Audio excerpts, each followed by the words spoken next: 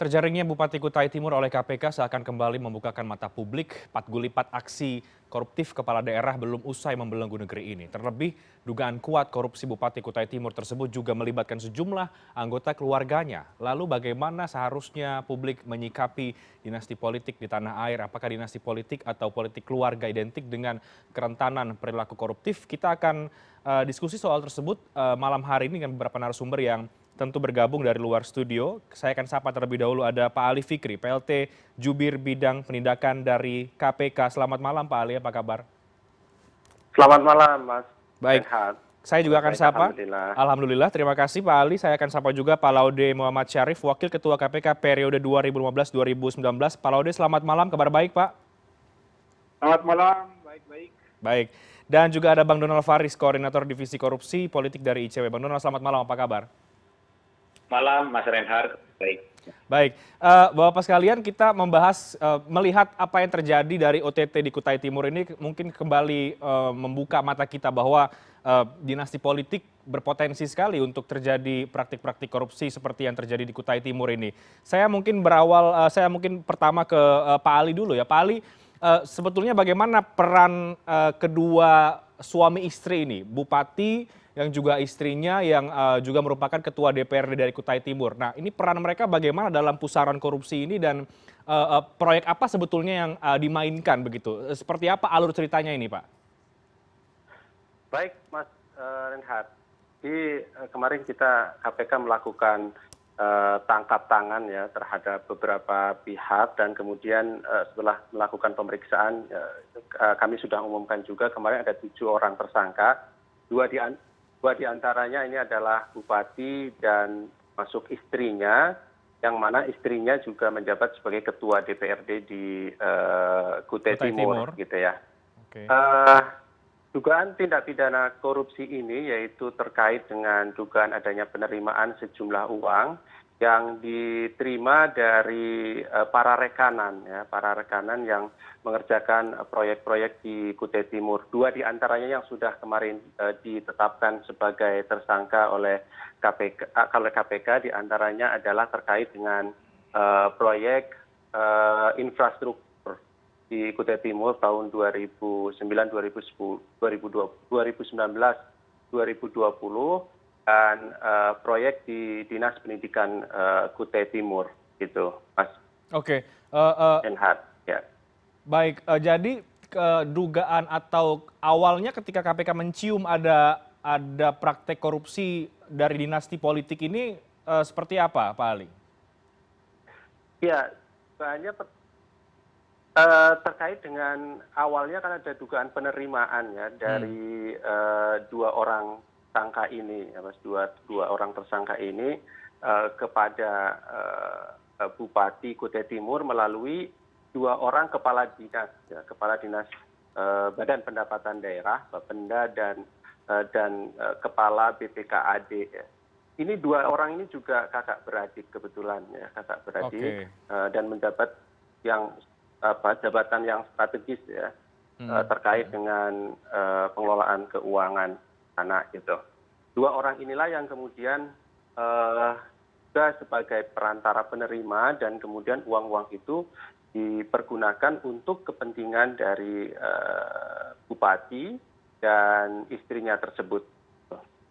Oke, baik Pak Ali, saya ke Pak Laude Muhammad Syarif. Pak Laude, ini Anda pengalaman Anda ya Pak Laude ketika menjadi Wakil Ketua KPK, pimpinan KPK di periode sebelumnya, ini melihat kemudian ada praktik-praktik korupsi keluarga seperti ini masih terjadi, apakah kemudian kita bisa menyimpulkan sebetulnya Pak Laude bahwa di Indonesia memang banyak sekali model-model seperti ini, apalagi ini terjadi di daerah dan melibatkan keluarga. Celahnya sudah jelas, bermain proyek begitu, tapi kemudian ketika eksekutif dan juga legislatif ada koneksi keluarga, ini menambah potensi untuk dapat terjadi praktik korupsi. Seperti apa pandangan Anda, Pak Laude? Iya, sebenarnya sih tidak, kayaknya ini hubungan saya dengan ini bermasalah, tapi suara saya mudah-mudahan masih ada. Iya. Ya, jadi sebenarnya tidak ada yang baru, Mas. Mhm. Jadi Mas Ali Fikri itu masih di sana, ketika saya di sana juga sama saja modusnya. Mhm. Dan ini bukan cuma Kalimantan bukan Timur, tetapi di mana-mana hampir semuanya seluruh pulau besar di Indonesia terjadi.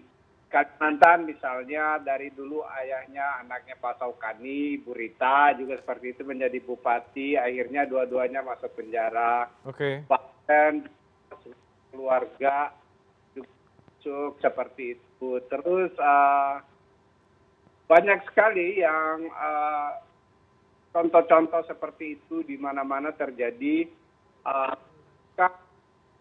Sulawesi Tenggara,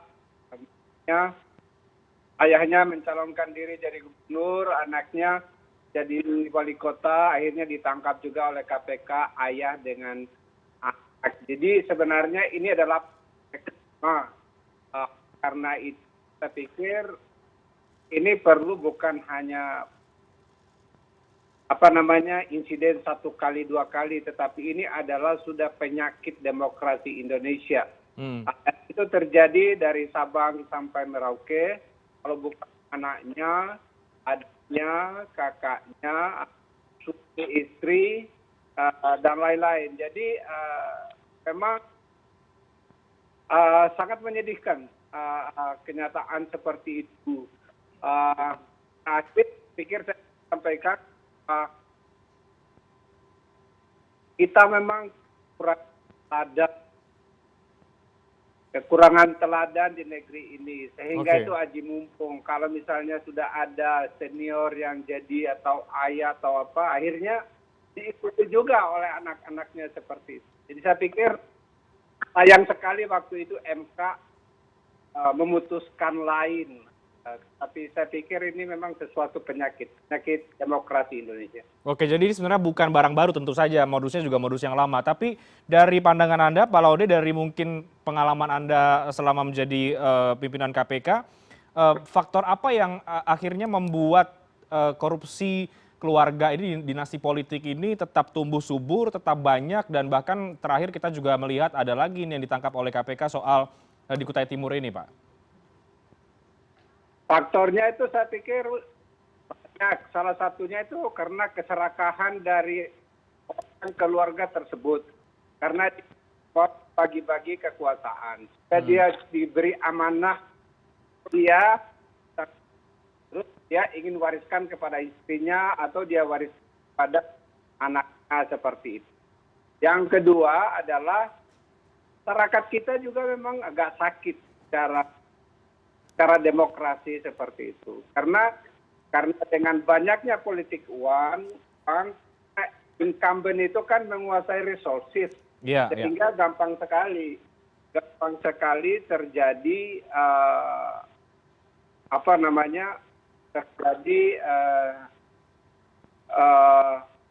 penyalahgunaan wewenang seperti itu. Bahwa kemudian beberapa kasus terjadi di daerah, Pak Laude, apakah memang daerah ini wajib atau patut kita soroti bersama, atau kenapa ya Pak Laude ini banyak terjadi di lingkup-lingkup para kepala daerah? Ya, memang dari dulu sih temuannya. Jadi kalau lihat itu mengapa indeks demokrasi kita turun selama periode 2015 sampai 2019 dengan sampai hari ini, karena kalau lihat persepsi indeks kita itu kan cuma 40. Yang paling rendah nilainya itu yang 28 adalah korupsi di sektor demokrasi, korupsi di sektor politik. Jadi yang salah itu, yang paling memegang kesalahan besar adalah partai politik Indonesia yang tidak pernah mereformasi dirinya dengan. Oke, baik. Nanti saya akan ke Bang Donald, tapi saya mau ke Pak Ali lagi. Pak Ali, jadi setelah kemudian OTT, ada 7 tersangka, di mana 2 diantaranya adalah suami istri, bupati dan juga istri bupati yang merupakan ketua DPRD. Pengembangan kasusnya sudah sampai di mana saat ini, Pak Ali? Perkembangan terbaru terlebih dahulu. Baik, Mas Reinhardt. Tentu untuk perkembangan perkara sejauh ini, nanti tentunya penyidik akan melakukan pemeriksaan terhadap beberapa orang saksi yang berhubungan dengan perkara ini tentunya ya. Dan juga akan melakukan pengumpulan alat-alat bukti lainnya, baik itu nanti melalui upaya paksa yang lain begitu, dan juga tentu nanti akan melakukan pemeriksaan terhadap para tersangka. Oke, dalam waktu dekat adakah beberapa nama mungkin yang akan dipanggil juga oleh KPK untuk mendalami kasus ini? Ya, untuk sementara tentunya terkait dengan beberapa orang juga yang kemarin ikut diamankan, kan ada 16 orang ya, Mas. Jadi masih seputar orang-orang yang kemarin diamankan, saya kira itu yang penting untuk kemudian bisa digali lebih lanjut. Oke, baik. Usai jeda, baik Pak Ali. Usai jeda saya akan ke Bang Donald untuk mengetahui apa catatan ICW dari kasus OTT di Kutai Timur ini, dan juga kita bicara soal dinasti politik ini yang menjadi penyakit demokrasi tadi. Saya mengutip apa yang disampaikan oleh Pak Laude. Kita bahas saja, kami akan segera kembali sesaat lagi.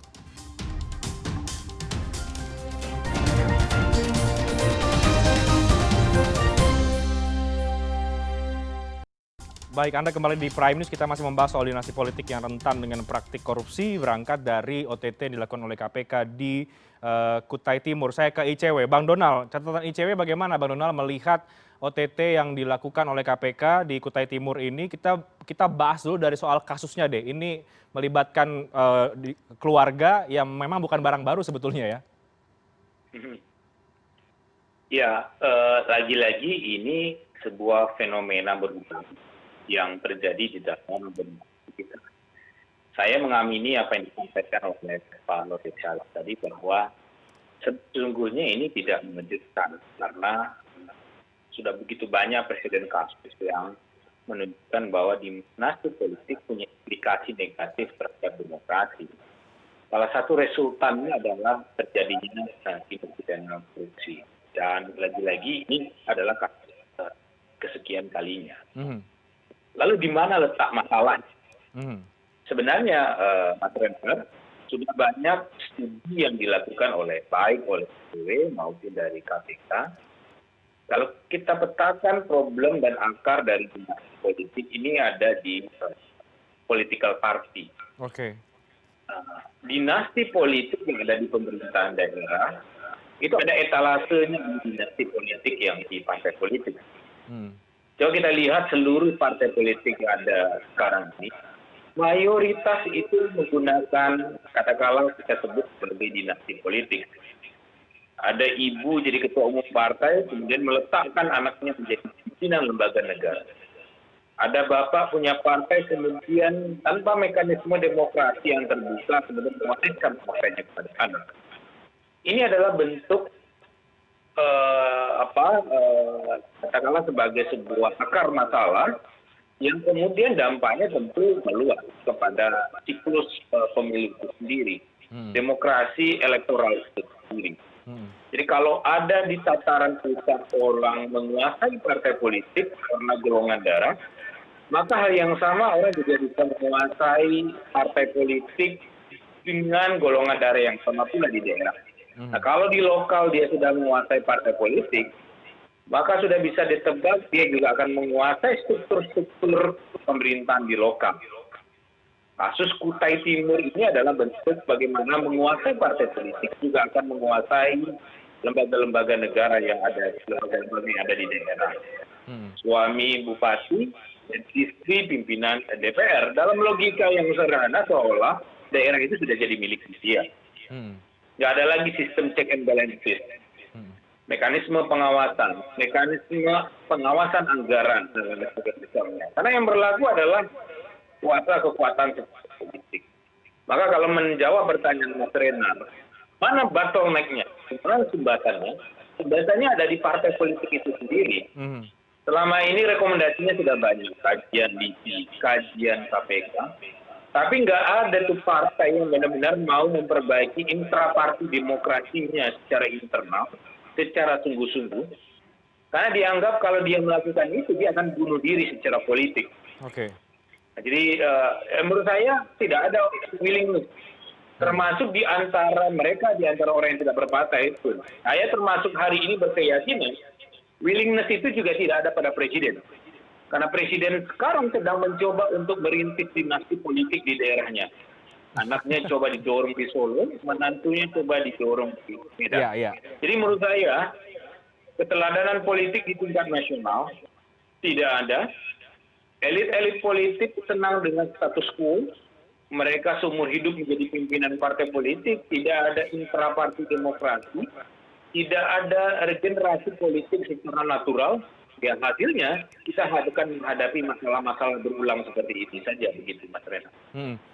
Baik Bang Donald, tapi kan demokrasi kita juga memberikan ruang sebetulnya bagi dinasti politik ini. Ada instrumen pilkada misalnya, tidak serta-merta kemudian mereka juga dipilih secara penunjukan begitu kan. Artinya juga ini melewati mekanisme yang ada. Itu kan yang kemudian juga selalu menjadi perdebatan ya Bang Donald, bagaimana? Secara normatif begitu, bahwa ada penyaringan partai, ada penyaringan oleh voter atau pemilu. Tapi realitas demokrasi kita nggak seperti itu. Nah, filternya itu terlebih dulu dia ada di partai politik. Jangan kita ambil contoh dulu di daerah deh, di pusat saja. Filter orang menjadi calon presiden itu ada di partai politik. Distribusi elit itu ada di partai politik mesinnya. Nah, kalau elit politik tidak setuju dengan seseorang tertentu, maka dia tidak akan bisa jadi. Kita mungkin ingat peristiwa 2018 sorry. Saat pencalonan Presiden Jokowi sebagai incumbent yang pada waktu itu mau dipasangkan dengan Mahfud MD. Tapi Mahfud tidak mendapatkan restu dari partai politik sehingga berubah. Nah di tataran lokal pun demikian. Partai secara normatif mencalonkan seseorang, tapi kemudian masyarakat yang akan menentukan. Tetapi konteks demokrasi kita tidak seperti itu. Kontrol distribusi elit itu, baik pada tingkat pusat dan tingkat di daerah, itu ada di partai politik. Dalam logika yang sederhana, masyarakat itu diberikan ruang terbatas hanya menentukan orang yang sudah disaring oleh partai politik. Nah, masyarakat tentu tahu bagaimana mekanisme saringan partai politik itu. Ada saringan golongan darah. Karena anaknya, karena istrinya kemudian diusung oleh partai tersebut. Ada saringan isi tas. Dan ada saringan elektabilitas. Nah, isi tas ini fenomena yang sering kita dengar sebagai kandidasi buying, jual beli pencalonan, atau mahar politik di pencalonan kepala daerah. Kalau dikaitkan dengan kasus Kutai Timur, bukan tidak mungkin uang itu juga diterima sebagai bagian dari kandidasi buying. Untuk mendapatkan partai politik. Jadi, Mas Reinhardt, tidak mungkin kita berdemokrasi di dalam tataran direct election. Demokrasi secara langsung masyarakat memilih. Kalau intraparti kandidasinya tidak dibangun, nah KPK sudah punya pemetaan di situ. Bagaimana mahar politik merusak intraparti kandidasi karena yang disaring adalah orang yang punya tas dan punya uang. Kalau dia tidak punya uang, maka broker politik akan bekerja untuk membantu mereka dinominasikan sebagai kandidat. Oke, baik. Saya ke Pak Ali Fikri dari KPK. Kabarnya juga ini masih berkaitan juga ada aliran dana untuk pilkada. Pak Ali, benar demikian? Seperti apa hasil lagi-lagi pendalaman dari KPK, pemeriksaan dan lain sebagainya, menggali keterangan dari para tersangka ini? Baik Mas Haddad, ini kan masih memang awal kasus atau perkara ini belum dilakukan pemeriksaan secara mendalam dan menyeluruh. Nanti setelah besok Senin ke depan, saya kira nanti akan dilakukan pemeriksaan lebih lanjut.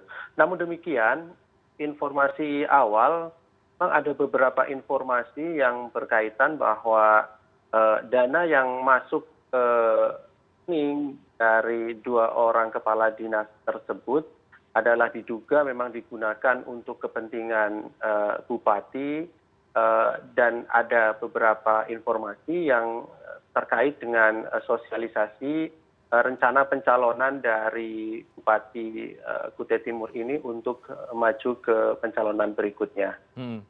Oke, jadi memang ada menuju ke arah sana ya, Pak Ali?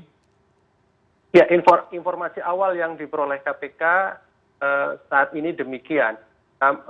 Namun tentunya nanti akan diperdalam lebih lanjut terkait dengan penerimaan uang itu yang sudah menjadi barang bukti dalam tangkap tangan kemarin ya. Ada uang cash 170 juta, kemudian di dalam rekening juga ada sisa 4,8 miliar dan juga ada sertifikat deposito kurang lebih 1,2 miliar.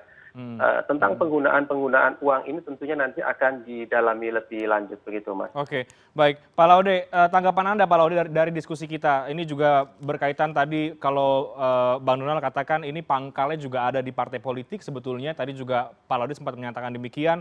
Juga kita melihat ini ternyata ada mengarah ke dana untuk Pilkada 2020. Ya, tidak ada yang baru. Jadi Ya. sebenarnya itu tidak ada baru di bawah matahari Indonesia, sama saja. Jadi pertama, kita melakukan penelitian dengan LIPI, yaitu tentang integritas partai politik. Kami menemukan ada 5 sebenarnya yang dikaji, tetapi yang paling penting itu ada 3 poin. Itu adalah ketidakjelasan uang partai politik, dari mana berasal dan dipakai untuk apa, dan tidak pernah diaudit. Dan tidak pernah dilaporkan juga. Yang kedua adalah sistem kaderisasi. Sistem kaderisasi tidak berjalan lancar. Kalau tidak punya hubungan kekeluargaan dengan pemilik partai politik, tidak usah sebut partai politiknya, tapi lihat saja kepemimpinan partai politik nasional. Dari ayah diturunkan ke anak, dan itu banyak sekali. Jadi memang tidak ada yang memberi keteladanan. Dan yang berikut lagi, sesuatu yang normal dianggap cukup pelanggaran etik. Jadi katanya itu tadi sebutnya Mas katakan bahwa ya, kan karena pilih juga oleh masyarakat. Ini belum dipilih ada kekuasaan partai politik untuk pencalonan. Nah itu maka mahar parpol itu dan anggota itu akan berkembang. Jadi kalau partai politiknya tidak reformasi diri, praktek seperti ini tahun 20 tahun mendatang Masih akan ada terjadi terus. begitu. Karena Oke. elitnya tidak memberi contoh. Tadi Mas Donald sudah menyebut beberapa, tetapi lihat saja dianggap dengan partai itu siapa saja di bawahnya.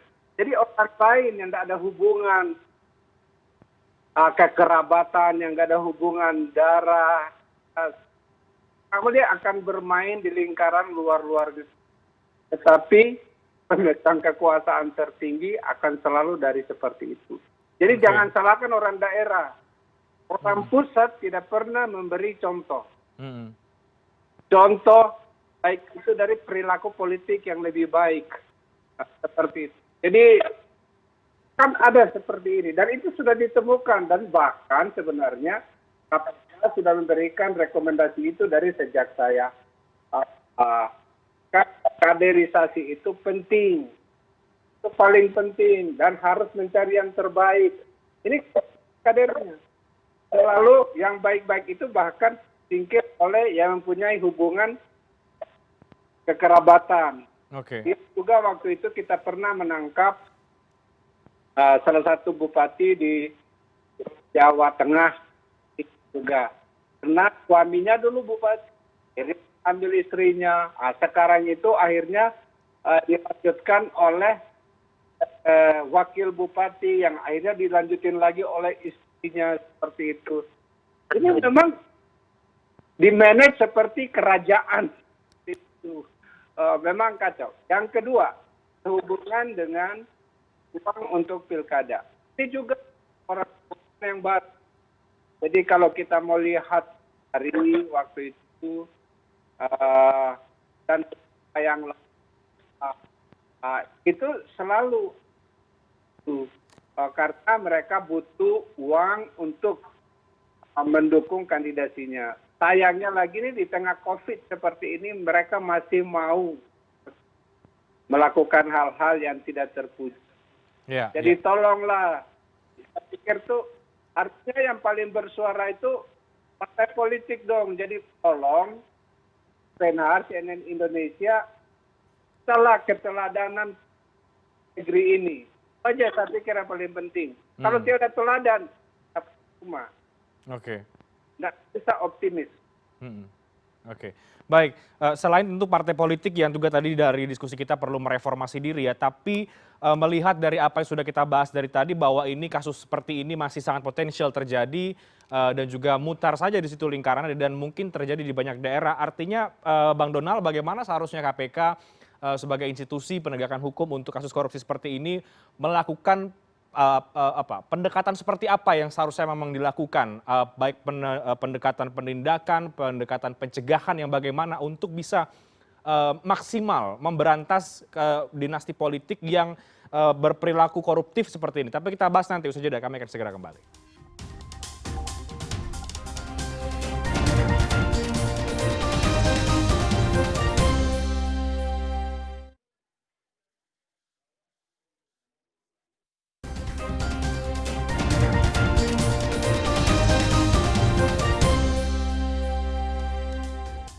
Oke, saya langsung ke Bang Donald. Bang Donald, bagaimana kemudian bentuk penindakan, pencegahannya, pendekatan seperti apa yang sebaiknya memang diambil oleh KPK, oleh negara ini terhadap perilaku-perilaku koruptif, apalagi yang berpotensi dilakukan oleh dinasti politik di berbagai daerah?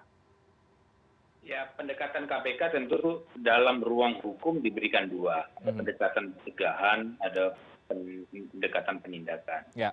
Nah, konteks penindakan tentu tidak boleh kendor. Walaupun memang secara statistik ini turun secara drastis. Kalau kita hitung KPK di tahun pemilu 2018 yang lalu itu menjerat 31 orang kepala daerah. Itu adalah waktu-waktu krusial di mana diduga orang mengumpulkan uang untuk kepentingan politik dan membelanjakannya juga untuk kepentingan politik melalui sumber-sumber pendanaan yang biasa atau illicit financing kalau kita menggunakan pendekatan organisasi. Di tahun yang sama, di 2020 ini, ada juga pilkada serentak dengan jumlah jauh lebih besar, 370 daerah di seluruh Indonesia. Saya pikir pola-polanya juga tidak akan jauh berbeda. Bagaimana cara mereka mengumpulkan uang dan cara mereka untuk membelanjakan uang di dalam konteks demokrasi kita. Nah, ini yang tentu menurut kami harus dikawal terus dalam proses-proses penindakan. Nah, kalau proses pencegahan tentu salah satunya contohnya dengan penelitian, ada PCB, politik cerdas berintegritas yang juga dibangun oleh KPK. Tidak hanya oleh KPK, masyarakat sipil seperti ICW pun melakukan pendidikan dan pelatihan politik kepada partai dan para anggota legislatif terpilih. Kami lakukan itu di 2019 yang lalu terhadap salah satu partai politik yang baru saja mengikuti kontestasi pemilu. Ini peran, tapi lagi-lagi tidak mungkin dilakukan kalau elit tidak membuka diri perubahan. Nah, hari ini itu yang tersumbat menurut saya, Ren. Iya.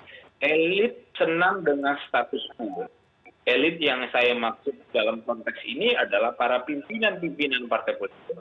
Mereka senang dengan kondisi mengelola partai mereka secara konservatif. Mengelola partai mereka seperti mengelola keluarga. Dari ibu atau dari bapak turun ke anaknya atau turun ke keluarga mereka. Mereka sekarang lagi senang-senangnya mengelola partai dengan model seperti ini. Maka kalau kita lihat indeks demokrasi kita 3 tahun terakhir itu turun dengan cukup signifikan. Di mana masalah terbesarnya salah satunya adalah di partai politik. Nah, menurut saya ini butuh komitmen politik tingkat tinggi untuk melakukan perbaikan, tapi sayangnya karena maksud untuk putus asa, ini yang sinyalemen untuk melakukan perbaikan di partai politik yang masih tersumbat dan tidak ada tanda-tanda mau melakukan perbaikan itu. Karena ada orang puluhan tahun menjadi ketua umum partai tidak berganti-ganti sampai hari ini. Oke, baik Bang Donald, tapi saya mau agak melenceng sedikit, tapi masih nggak jauh-jauh dari diskusi kita. Ini OTT yang mungkin ada ketiga kalinya atau beberapa kalinya, saya nanti mungkin dikoreksi juga oleh Pak Ali, dari KPK di bawah pimpinan Pak Firly. Apakah ini cukup membuktikan bahwa KPK masih bertaji sebetulnya, Bang Donald? Karena dari awal kan banyak juga yang agak meragukan soal adanya OTT lagi di era KPK sekarang. Tapi ternyata juga terakhir kita ada OTT Bupati Kutai Timur. Seperti apa tanggapan ICW, catatannya? Kalau saya mengutip apa yang disampaikan oleh Pak Nawawi dulu sebagai pimpinan KPK, ini adalah kerja penyadapan pertama dan OTT pertama dengan menggunakan undang-undang yang baru. Sulit dibantah, siapapun menilai, tidak hanya ICW, beberapa jurnalis, beberapa tokoh seperti Azmardi Azra, dalam tulisannya di banyak media juga menilai yang sama. Memang ada penurunan yang sangat signifikan pasca revisi Undang-Undang KPK itu sendiri. Itu secara konteks regulatif. Tapi KPK juga punya persoalan secara internal. Oleh siapa? Ya bukan oleh Bang Ali Fikri, tapi oleh pimpinan. Pimpinan yang patut diduga tidak punya komitmen yang benar-benar punya visi pemberantasan korupsi. Ada yang kemudian sedang diproses secara etik karena naik helikopter dari kelompok yang diduga punya konflik kepentingan dengan pimpinan itu sendiri. Ada yang lebih suka pimpinan KPK bersafari kemana-mana ke lembaga negara.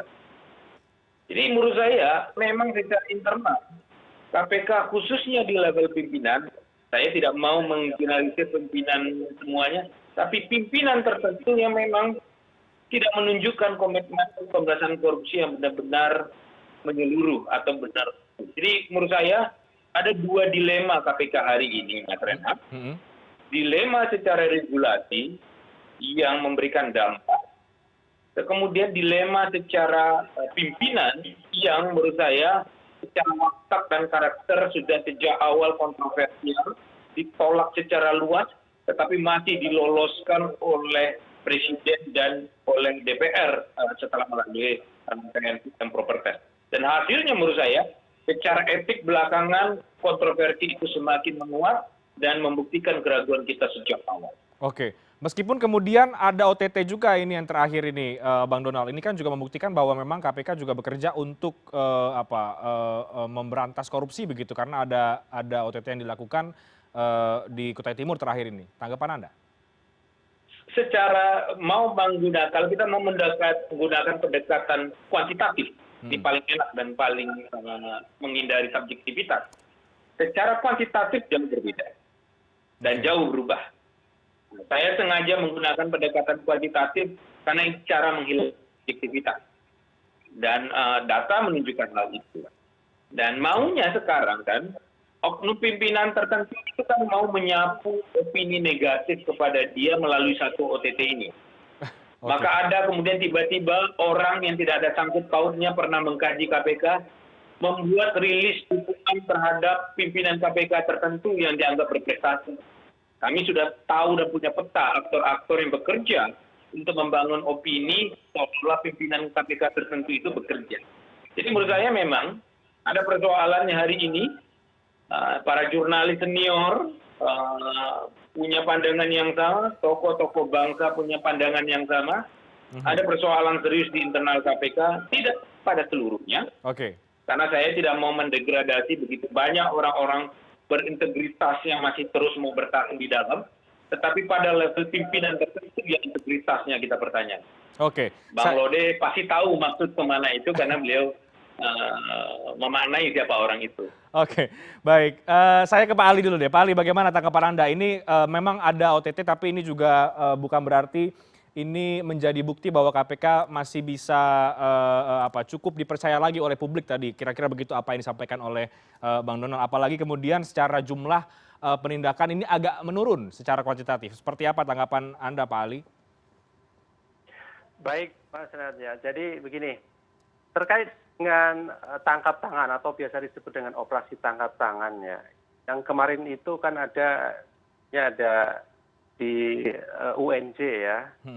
UNJ itu sesungguhnya bukan tangkap tangan yang OTT, dilakukan oleh KPK, tapi saat itu adalah KPK diminta bantuan oleh Kementerian Pendidikan dan Kebudayaan untuk menindaklanjuti laporan terkait dengan dugaan penerimaan oleh pejabat di sana, begitu ya.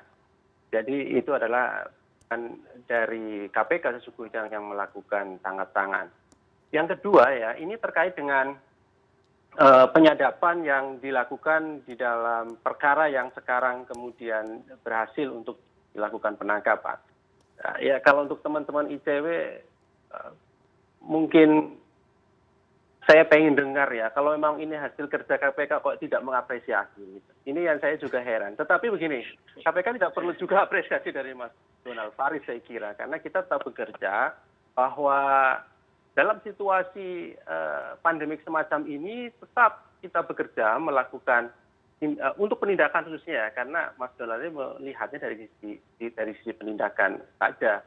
Walaupun sesungguhnya kerja-kerja pencegahan dari awal misalnya KPK mengawal dana COVID yang cukup besar itu dengan langsung ke daerah-daerah, sepertinya Mas Donald Faris tidak tertarik dengan itu ya, tetapi lebih ke penindakan.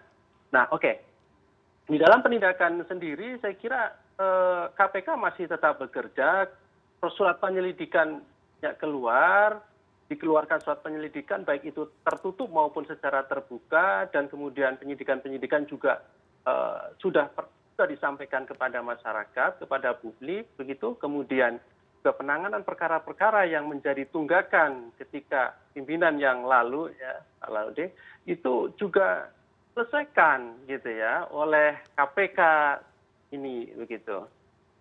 Ya, itu Mas. Kemudian begini, selanjutnya juga ingin kami sampaikan ya bahwa ini kan tangkap tangan ini salah satu instrumen yang digunakan memang benar adalah penyadapan. Penyadapan yang pertama yang dengan menggunakan Undang-Undang 19/2019 ya, yang artinya itu perlu ada mekanisme yang berbeda dengan ketika KPK dengan menggunakan undang-undang yang lama. Misalnya harus ada izin dari Dewan Pengawas gitu.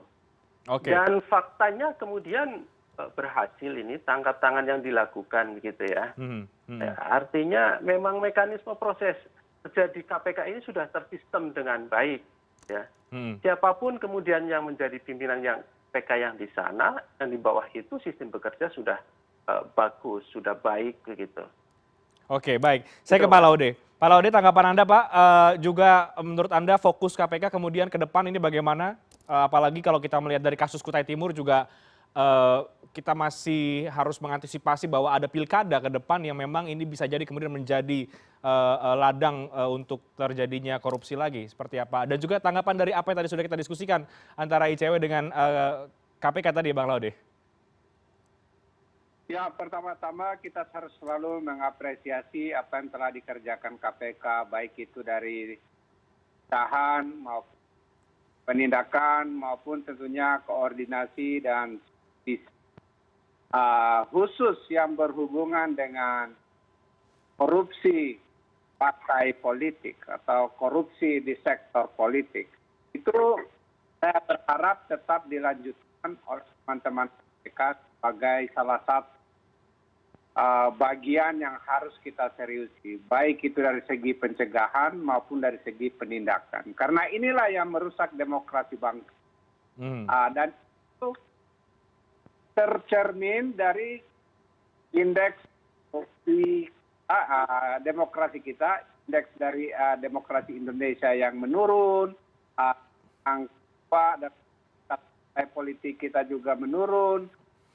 Sebenarnya tidak kurang loh apa yang telah dilakukan KPK untuk memperbaiki partai politik. Kita telah melakukan studi. Studinya itu dengan LIPI dan dengan partai politik sendiri. Bukan dilakukan oleh hanya KPK, tapi melibatkan partai politik. Dan partai politik setuju dengan semua yang didapatkan oleh KPK dan LIPI. Oleh karena itu sebenarnya rumusnya sudah jelas juga. Satu, perbaiki sistem rekrutmen.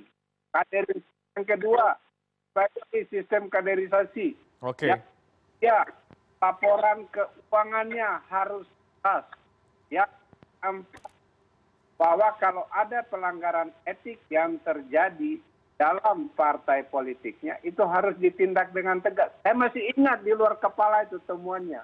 Dan Oke. sampai hari ini, tapi yang kita sayangkan tidak ada perubahan. Oke. Tidak ada perubahan dari elit partai politik. Yang mereka lakukan adalah kalau sudah ditangkap KPK, oke, kami langsung pecat dari keanggotaan partai politik kami. Oke. Jelas nggak ada gunanya, Pak. Mhm. Yang itu bikin secara demokratis. Oleh karena itu pemilihan ketua partai politik atau presiden partai politik itu nggak boleh turun temurun. Mhm. Mhm. Harus demokrasi yang baik di dalam partai politik agar kampanye juga bisa lebih kerjanya. Oke. Yang kedua terakhir yang saya ingin sampaikan bahwa keseimbangan antara dan penindakan itu yang harus tetap kerjakan. Karena dari dulu kita dan sampai sekarang saya pikir tetap kan integrasi pencegahan dan penindakan. Tetapi tidak boleh mementingkan yang satu dari tetap jalan sama-sama ini. Dan tentunya dengan koordinasi yang baik, insya Allah kepercayaan masyarakat tetap ada di KPK yang dan terakhir sebenarnya itu sangat tergantung kepada orang-orang yang ada di KPK. Dan kita mendoakan semoga selalu sukses dalam menjalankan tugas pencegahan, penindakan, dan koordinasi. Orang-orang yang ada di dalam KPK, maksud Anda seperti apa, Pak Laude? Enggak, Mas Ali Fikri, pimpinan KPK, seluruh jajaran yang 1.500 orang. Itu yang paling menentukan bagaimana citra KPK ke depan. Jadi kita harus juga kan kita hanya membenci, memberikan kritisisme, tapi juga kita harus memberikan dukungan atas segala pekerjaan baik yang mereka kerjakan. Seperti saya pikir itu penting. Tetapi pada saat yang sama, kalau ada masyarakat yang memberikan kritisisme seperti dalam survei-survei yang dilakukan, itu pelajaran yang baik kami untuk diperhatikan oleh semua insan KPK. Terima kasih. Oke, baik, kita mudah-mudahan apa yang kita bahas pada malam hari ini juga menjadi catatan, terutama bagi partai politik tadi juga sudah kita bahas bersama, juga untuk KPK dan juga untuk masyarakat agar kemudian kembali melihat fakta bahwa dinasti politik ini memang bisa berpotensi untuk terjadi praktik korupsi meskipun tidak semuanya kemudian kita harus juga berikan porsi yang sama. Terima kasih banyak Pak Ali Fikri, Pak Laude, terima kasih, Bang Donald, terima kasih sudah bergabung pada malam hari bersama dengan kami di CNN Indonesia Prime News. Terima kasih banyak. Sebuah ledakan terjadi di kawasan Menteng, Jakarta Pusat. Satu unit mobil alami kerusakan. Kami akan segera kembali sesaat lagi.